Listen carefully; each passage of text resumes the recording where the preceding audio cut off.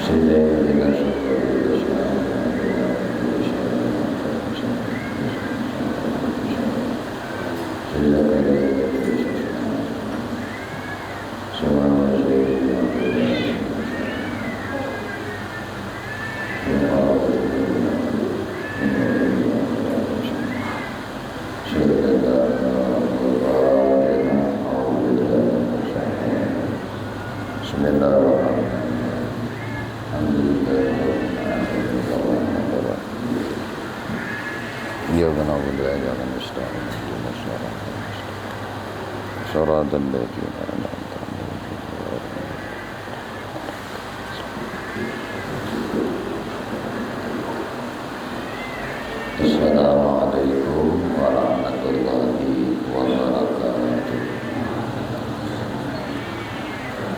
Bismillahirrahmanirrahim. Alhamdulillahirabbil alamin. Allahumma shalli wa sallim wa barik ala sayyidina Muhammadin wa ala alihi wa ashabihi ajma'in. Amma ba'du. Qalu subhanaka la ilma lana illa ma 'allamtana innaka antal alimul hakim wa tub 'alaina innaka antat tawwabur rahim. La haula wa la quwwata illa billah. La haula wa la quwwata illa billah. La haula wa la quwwata illa billahil 'aliyyil 'azim wa la 'aliyyil 'azim. Adada kulli harfin kutiba wa yuktabu 'adadal 'adidin. Radiyallahu ta'ala anni wa ankum ajma'in. Radina billahi rabban wa bil islami dinan wa bi Muhammadin sallallahu alaihi wasallam nabiyyan wa rasulan. Rabbi zidna ilma warzuqni fahman bi rahmatika ya arhamar rahimin. Rabbi shrah li sadri wa yassir li amri wahlul 'uqdatam min lisani yafqahu qawli. Rabbi zidna ilma warzuqni fahman bi rahmatika ya arhamar rahimin.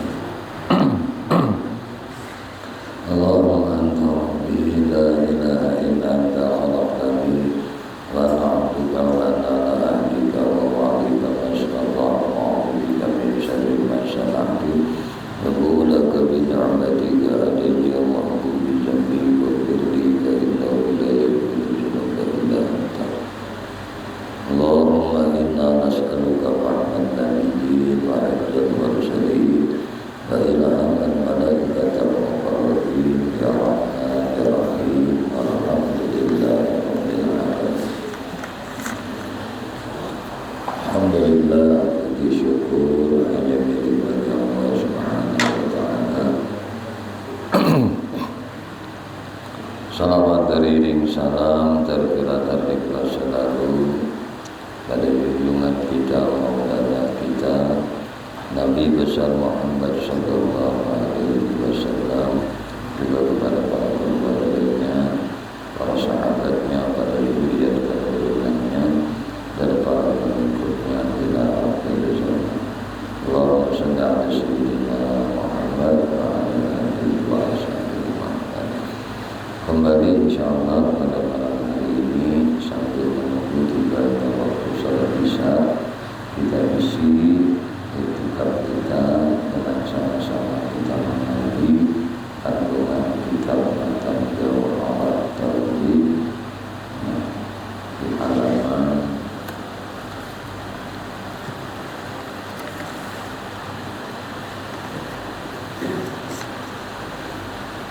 45. Bismillahirrahmanirrahim. Qala Musa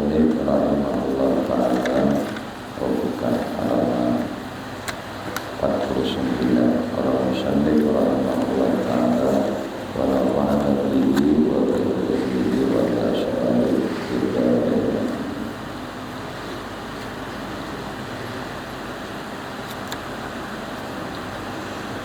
Ada sebuah pertanyaan dari musannif soal, adakah datang kepada mayit sebelum sampai malaikat mungkar nakir itu dua malaikat yang dinamai keduanya itu dengan mubasyir lawan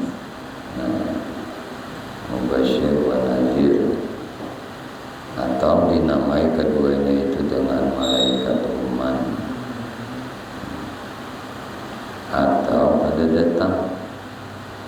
Kalau Jasidin jawab, kata jumhur Syafi'iyah, maka nang demikian itu benar dengan dalil setengah hadis Nabi Sallallahu Alaihi Wasallam, dan yaitu menjadi 4 malaikat yang datang kepada Nabi dalam kubur. Dan kata jumhur Malikiyah, dan demikian itu batal, tiada sahih, karena bahwasanya dalil hadis yang menunjukkan atas demikian itu dhaif sekali-kali. Maka inilah katanya, dan mudah-mudahan barang nang muktamad daripada dua kaum itu tawakuf kepada Allah Subhanahu, karena bahwasanya perihalnya demikian itu tiada masuk ia dengan akal akal, melainkan dengan nas yang sahih daripada syarah. Soal ujar sidin, adakah khusus pertanyaan mungkar wa nakir dalam kubur atau tiada? Kalau ujar sidin jawab, tiada khusus demikian itu dalam kubur, dan sandarkan pertanyaan dua malaikat dalam kubur itu faedah baliknya kebanyakannya adalah doa seperti barang yang telah tersebut. Kemudian soal pula, adakah pertanyaan dalam kubur itu kemudian masuk roh dalam jasad kita semata-mata, atau setengahnya aja, atau barang satu juzuk daripada jasad kita, atau menjadikan Allah Ta'ala hayat dalam ain kita itu. Jawab Mujahidin Syekh Ibrahim Al-Laqadi dalam setengah risalahnya, maka samanya kaum yang 4 perkara itu sah. Maka inilah katanya, inilah halnya muwafakat ia dengan Jalaluddin Asyuyuti di dalam syarah dan Iqayat Wallahu. Soal ujar sidin, adakah khusus pertanyaan itu bagi umat Nabi Muhammad atau umum, dan adakah ia dengan bahasa Arab atau bahasa Ajam? Jawab Mujahidin, kata jumhur ulama Ahlus Sunnah wal Jamaah, dan yaitu khusus bagi umat Muhammad Sallallahu Alaihi Wasallam keadaannya atau kafir atau munafik. Jadi keadaannya itu kafir dan munafik kan. Nah, hingga Ya'juj Ma'juj alaihim laknatullah sekalipun. Jadi seluruh umat Nabi itu akan ditanya oleh Munkar Nakir di dalam kubur. Nah, pertanyaan ini khusus umat Nabi. Namun umat Nabi ini iman atau kafir atau munafik sampai kayak Ya'juj Ma'juj. Itu pun ditakuni juga oleh malaikat Munkar Nakir. Dan ditanya orang, ditanya orang apa itu ayat dengan bahasa yang telah diketahuinya. Jadi kena ditanya orang itu dengan bahasa yang telah diketahuinya. Maka inilah kalau berarti kita orang pelajari, maka bahasanya bahasa pelajari. Mun ada enam kali bisa bahasa pelajari, misalnya bahasa Jawa, bisanya bahasa Madura, bisanya bahasa Bugis, bisanya bahasa Awen, Araikau Menanjung. Kalau misalnya bahasa Lengkaito atau bahasa Bugis itu kan joka-joka aja, jalan-jalan gitu kan.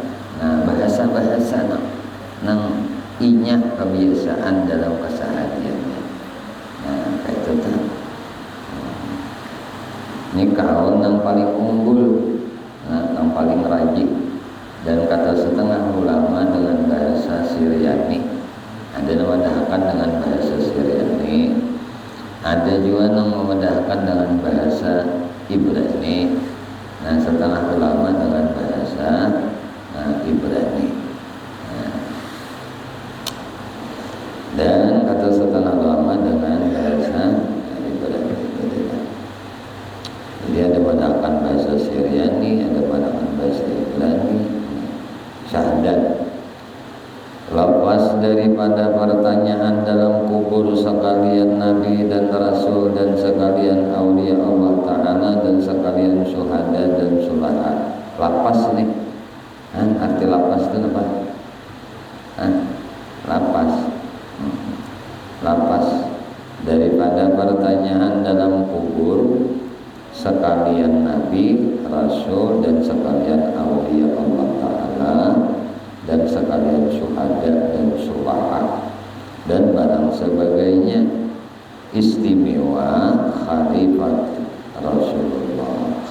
Rasulullah terlebih istimewa lagi. Nang empat itu tetap. Nang empat sallallahu alaihi wasallam dan segala orang yang melazimkan membaca surah Tabarak. Kita membaca Tabarakalladzi biyadihil mulku wa huwa ala kulli syai'in qadir. Ini lepas nih pertanyaan. Senantiasa membaca surah Tabarak. Kemudian membaca surah As-Sajdah. Itu tak dalam antara maghrib dan isya. Dan segala orang yang dibacakan ketika sakaratnya, anak wafat orang ini dibacakan surat Al-Ikhlas, Qul huwallahu ahad, dan orang yang mati pada malam Jumat, dan orang yang mati pada harinya Jumat, dan barang yang lain daripada demikian itu, daripada barang yang dikabarkan oleh Nabi kita Muhammad sallallahu alaihi wasallam. Dan wajib atas orang yang mukallaf itu iktikadkan bahwasanya siksa dalam kubur itu tetap wujudnya dalam hak orang yang kafir atau orang munafik atau orang yang fasik, jikalau tiada dimaafkan oleh Allah Ta'ala. Dan yang disiksa itu adalah jasadnya serta rohnya. Jadi di kubur itu bisa disiksa awak lawan roh kita juga kan. Dan tiada khusus siksa dalam kubur dalam hak orang yang dikuburakan. Artinya kada segan orang yang dikuburakan aja pang. Nah, tetapi tentu wujud siksa segala mereka itu kemudian matinya. Sama matinya itu wujud dikuburakan keadaannya atau tiada dikuburakan jahanam nih. Supaya jangan disiksa lagi, jahanam aja udah supaya jadi habu. Satu umat artinya bagi Tuhan kada sulit. Nang habu itu diberitakan jadi manusia itu ada nanti dalam Tuhan.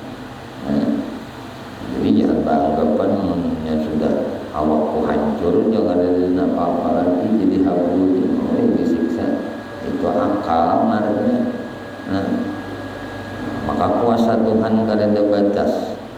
Jadi habu, ya Tuhan jadi boleh kamu pulang jadi.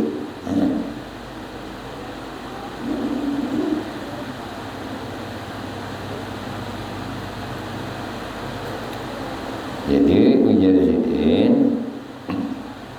jikalau hancur menjadi abu sekalipun,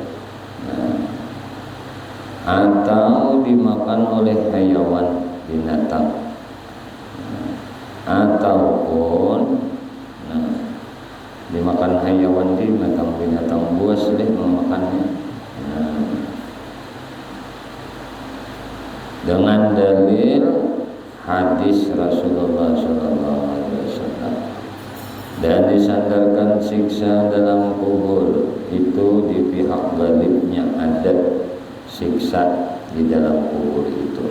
Ada kalanya kekal dalam orang kafir dan munafik dan putus dalam hak orang mukmin dengan berkat iman atau dengan sedekah anak cucunya. Kayak ini pinanya nah ada Jubaidah binti Hadri ini, insyaallah setelah kita akan berdoa kenana tafsir apa ini arwahkan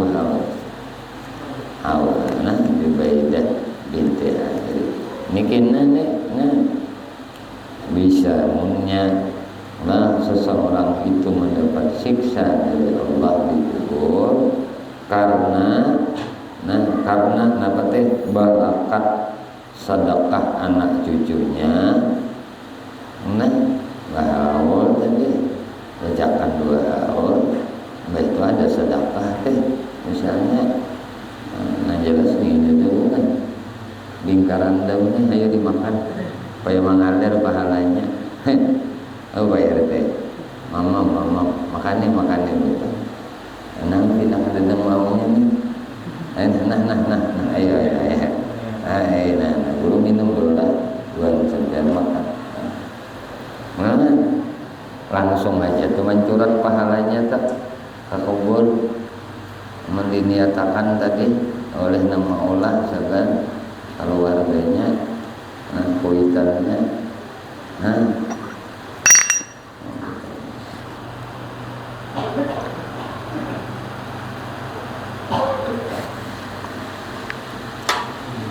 Maka kita nikmati berdataan pak, tatamu jatuh nang kaya ini. Makanya ngapa-ngapakan lah dipikir dulu. Anak bagagawi dosa itu, anak bagagawi salah itu, anak bagagawi maksiat itu diumutakan, udah dipacang mati. Ada salawasan di dunia ini. Setan bisiki bah awas juga kalau lagi mati kenapa tuntung ini taubat harap banget setan ini. Tuhan tuh maha pengampun lah jadinya mau dipikirkan yuk misalnya tingkai itu Rahman Rahim Tuhan telah nampak. Tapi pula pikirkan pula konsekuensi hukum yang akan aku terima apabila aku melakukan dosa yang ini. Apa yuk misalnya aku mencuntan nih tangkap polisi gini nih. Aku berzina nih, aku bergandak nih karena pasal ini hukumannya gini itu kan mengetahui nangka itu tuh bagus saja juga karena ada lain hukum itu terjadi itu karena apa? Supaya kemaslahatan harkat martabat manusia itu dilindungi. dilindungi. Nah lalu ketika berpikir nang kayak ini, nah itu setidaknya nyaka itu pengetahuan nih anu bener. Makanya makin orang tuh pengetahuan makin kuat iman. Nah, imannya makin kuat. Mun nang kayak ini, mun masalah taubat itu nyaman aja. Cuma efek dari misalnya kebohongan, efek dari kebohongan itu apa? Pertama secara sosial kita ini kada dipercaya orang lagi, penting, ya kan? Yang kedua bisa terlepasnya sebuah kedudukan karena kebohongan, ya. Nah itu dampak yang akan dialami apabila kita melakukan itu, padahal dianggap sepele. Oh kalau aku ini mengambil hak orang hukumnya gini-gini, itu hukum dunia udah kayak ini. Nah kalau hukum akhirat usah dibaca lagi, jangan dianukan lagi. Ngaran siksa Tuhan itu tidak ada yang nyaman, semuaan sakit. Dan hari akhirat itu sehari sama dengan 1000 tahun dunia. Coba kita pikirkan kayak itu. Maka hidup di akhirat itu terus-terusan. Kada pematian kayak ini nah. Diumutakan berpikir 1000 kali bahkan berjuta-juta kali sampai akhirnya kada jadi melakukan pelanggaran hukum-hukum Allah. Itu dikarenakan ada ilmu yang menjadi pertimbangan. Inya nangaran ilmu nak ada, nah, ilmu kada ada, lalu rasa takut itu kada ada, ilmunya kada ada. Nah, ilmunya ada, pemahaminya pulang salah. Nah ini pulang. Nah, jadi mesti ada pembimbing dalam hidup ini. Nah, mesti ada yang mengingati, memadai.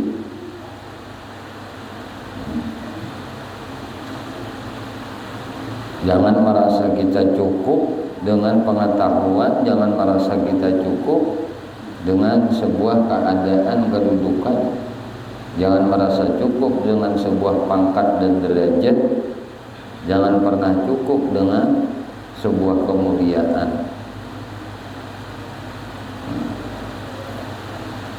Ini bahayanya tuh, karena merasa mulia itu ya sombong.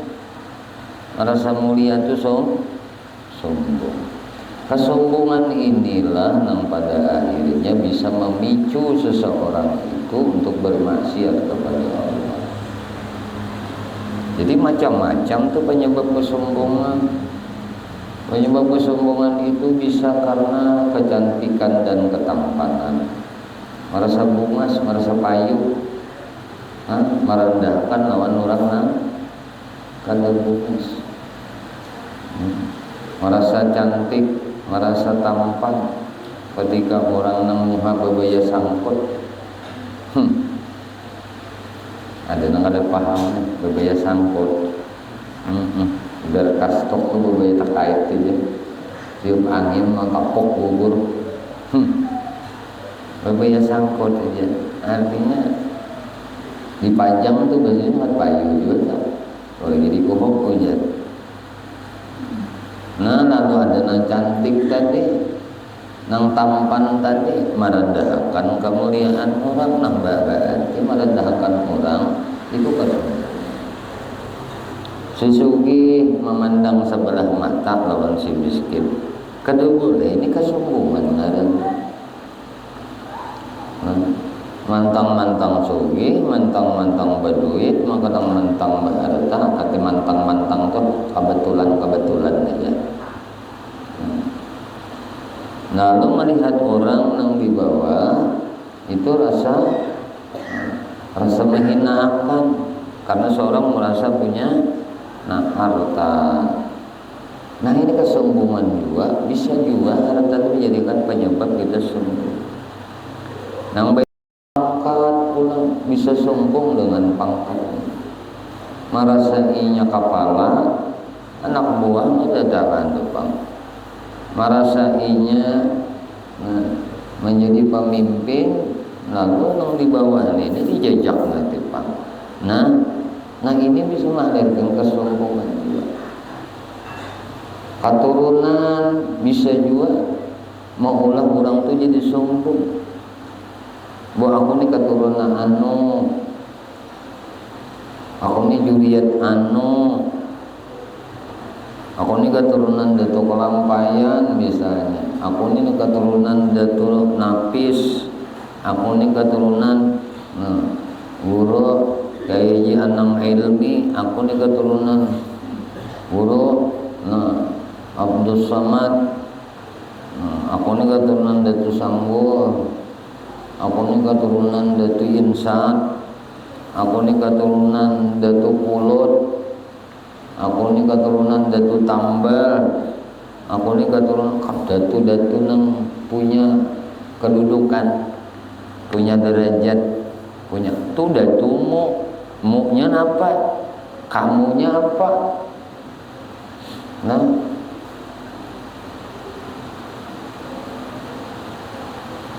tahun yang lain aku ini oleh apa keturunan raja, aku ini darah biru, ujian saikum darahku hambang, aku biru nih, artinya ningrat.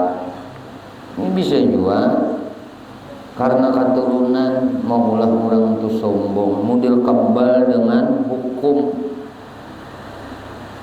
model lapas daripada azab murka Allah.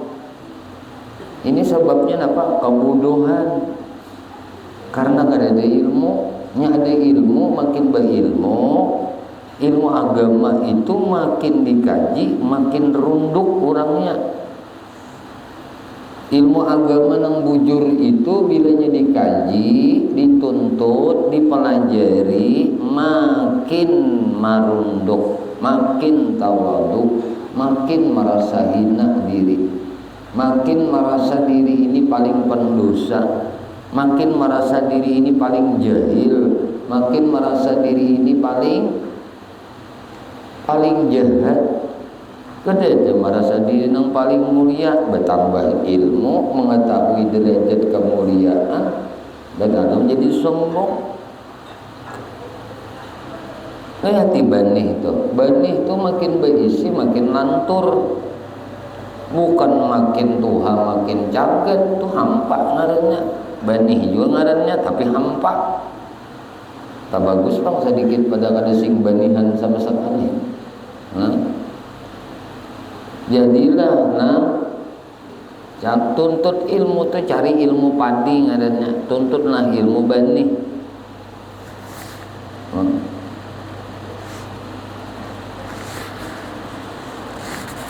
Ketawaduan itu seperti air, ya. Ketawaduan itu nang kayak banyu. Sifat banyu itu lah kada mau hendak ke atas, pastinya mencari nang paling bawah. Itu banyu. Dan nangaran banyu ini gagalanya hidup. Ujar orang tua bari gagala. Kita mau parang aja nulu parang berarti gala-galanya hidup kada banyu mati nyawa biar makanan belimbung banyu kada ada.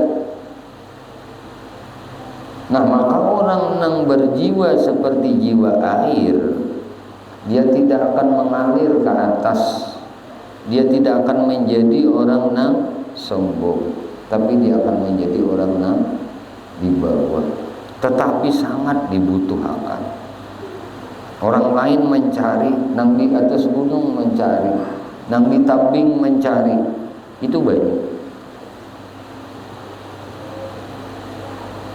Mati kita nih berdatang, gak ada tenang hidupnya. Jangan bangga dengan apapun yang Allah titipkan lawan kita.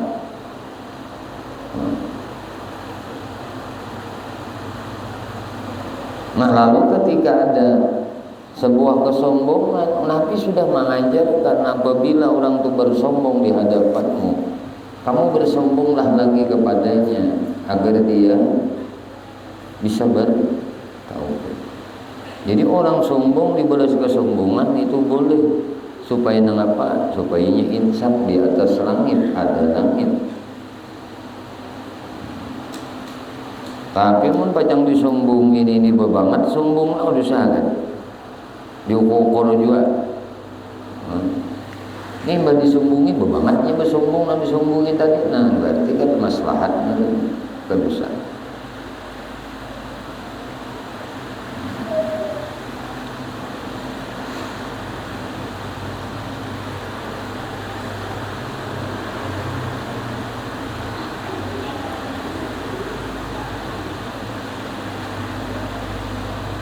Nah tadi soal adakah khusus siksa kubur dan nikmat dalam kubur bagi umat Muhammad atau tiada, dan adakah khusus ia bagi orang yang dikuburkan atau tidak. Nah, jumhur ulama tadi umum sekalian, seperti umumnya bagi orang yang dikuburkan. Jikalau hancur menjadi habu tadi atau dimakan oleh hayawan sekalipun.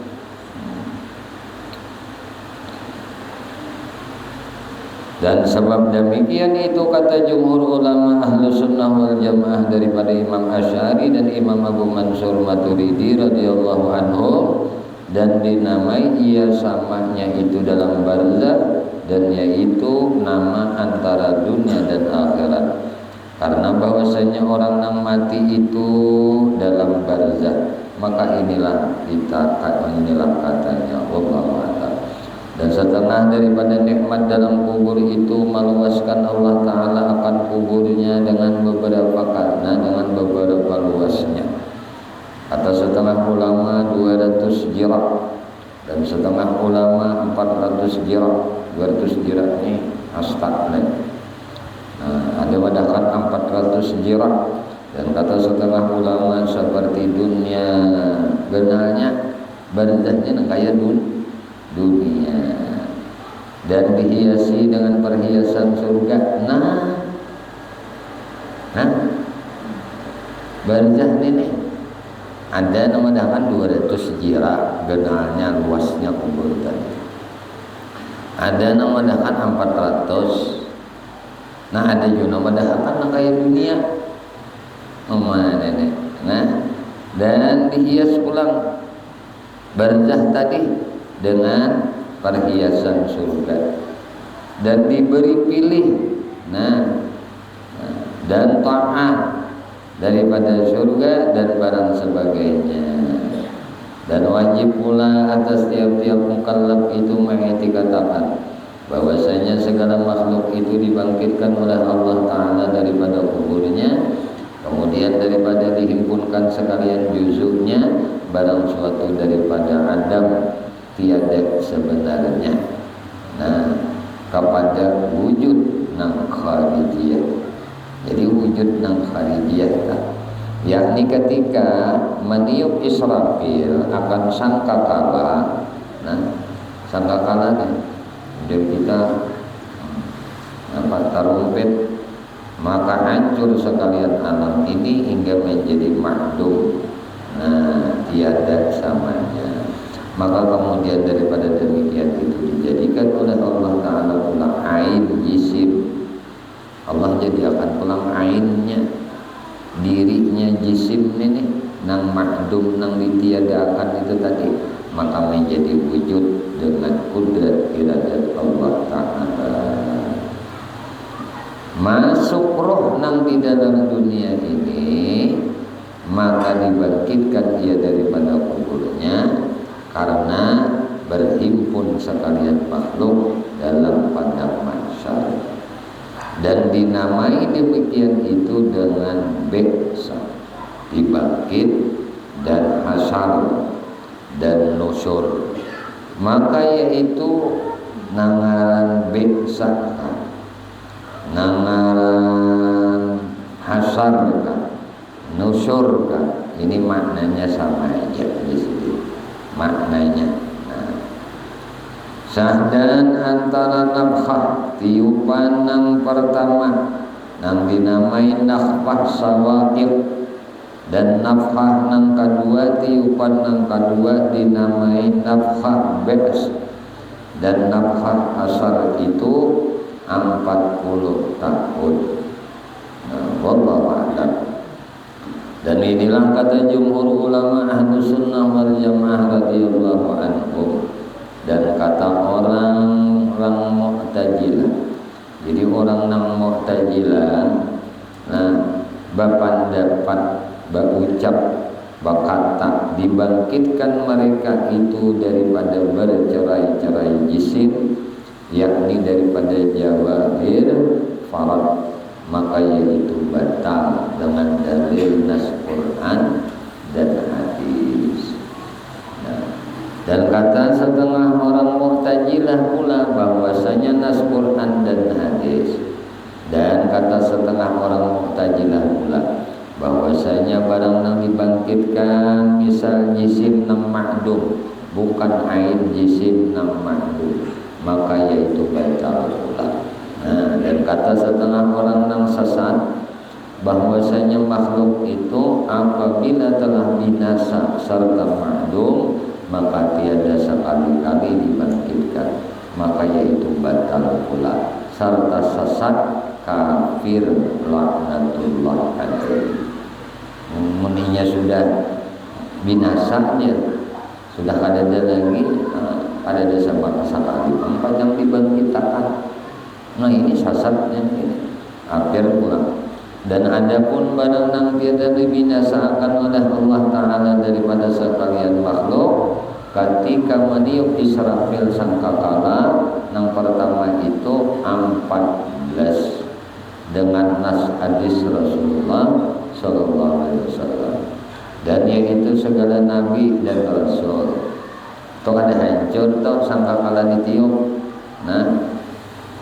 Nah kemudian aras, kursi, nabi, rasul, aras, kursi, loh, kalam, lohil mahfuz, kalam, surga, neraka, dan barang isi keduanya. Jadi isi neraka, isi surga pada hancur juga. Nah, dan aulia Allah Ta'ala, nah ada hancur juga. Ini kita tiupan sangkakalahnya. Nah, dan orang nang mati syahid, nah ya juga. Dan ulama nang mengamalkan dalam ilmunya, nah ada hancur juga. Nah ada pokoknya tiupan sangkakala itu ada hancur jadi nih. Dan mukmin dan muazin, orang nang ajan, nah mengerjakan bang tadi, ajan tadi, karena mengambil daripada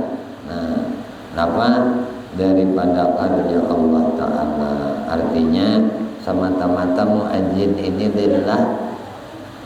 Nah, muazinnya ini lillah. Dan orang yang membaca Quran serta diamalkannya, nah itulah. Dan barang yang telah tersebut dalamnya. Dan orang tiada mengerjakan dosa besar, nah ya juga nih. Dan kadang mengerjakan dosa kecil sekali-kali, wallahu a'lam. Dan apabila ikhtilaf ulama dalam bangkitkan arat bagi jisim yang dalam dunia ini, maka menyebut musannif dengan katanya radhiyallahu anhu, wa fi i'adatil arad qawlani wa rujjihat i'adatul ahya, wallahu a'lam bisawab. Nah, di sini aja kita dulu nafahul.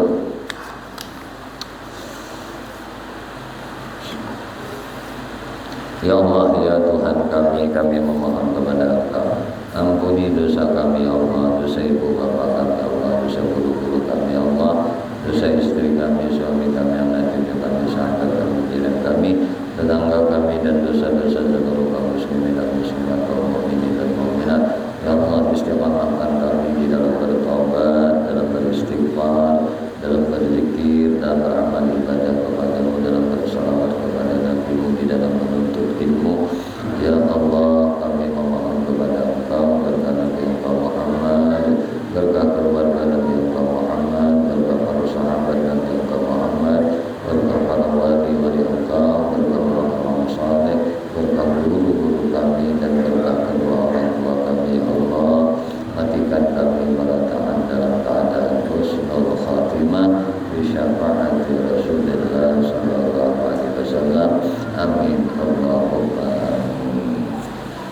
ta'ala